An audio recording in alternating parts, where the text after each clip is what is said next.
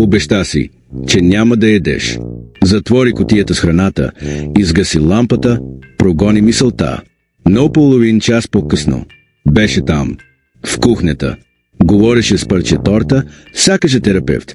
Въпросът не е защо изяде, а защо тортата те разбира по-добре от хората. Не искаше нещо сладко, искаше прегръдка. Но понеже никой не те прегърна, ти прегърна парче торта. Никой не ни учи това в училище, че израстваме с мисълта, че вкусната храна означава заслужаваш. Добра оценка, получаваш десерт. Падна и заплака, ето ти бомбунче. Справи се добре, поръчай си нещо вкусно. И после поръстваш. Скуп сметки, тревожност и срещи по имейл. А мозъкът ти все още работи по същия начин. Иска награда в края на деня. И познай каква е наградата?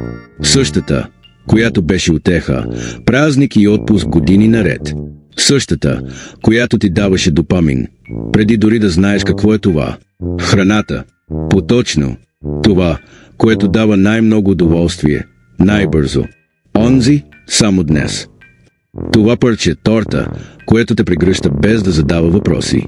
А възглавницата, тя е там, очевидец на всички, заслужавам, които се превърнаха в вина.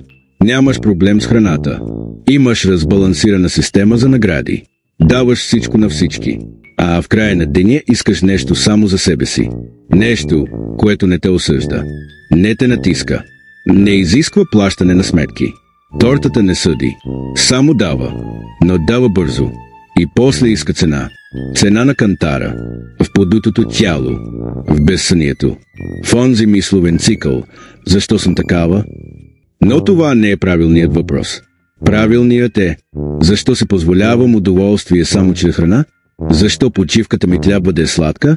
Защо щастието ми трябва да се стъвче?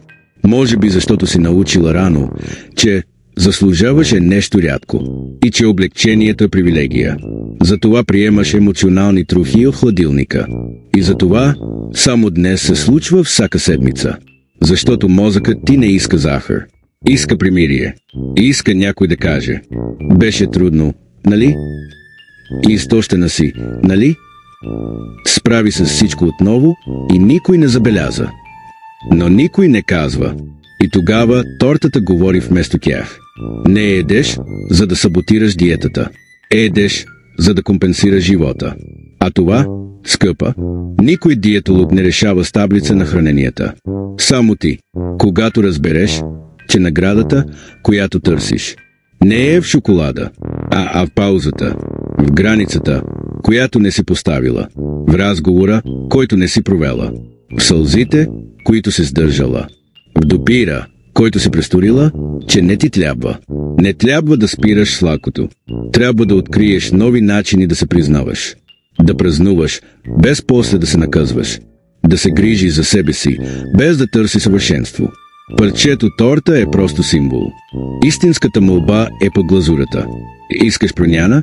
Започни с нови начини да казваш: заслужавам. Заслужавам тишина. Заслужавам не без вина. Заслужавам почивка, която не води до напълняване. Заслужавам обич, която не идва с захар. И ако въпреки всичко, накрая пак искаш парче торта, изяж го. Изяж го съзнателно. Изяж го бавно. Изяж го като някой, който заслужава. Но вече не му трябва доказателство за това. А възглавницата, нека те види как едеш по-малко от бягство и повече от избор, повече от любов и по-малко от умора.